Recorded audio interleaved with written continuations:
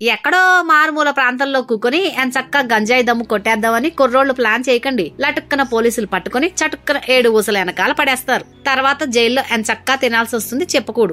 విజయవాడలో పోలీసులు drone technology ఉపయోగించి ఊరంతా జల్లెడ పట్టడమే కాకుండా ఊరు శివరాకన ఉండే చిన్న సందుల్లో కొత్తగా కట్టే అపార్ట్మెంట్ బిల్డింగుల చుట్టూ కూడా డ్రోన్ కెమెరాల్ని తెగ తిప్పేస్తున్నారు.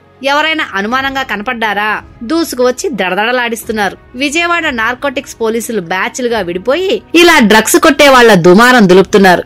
ఆ వీడియో మీకోసం.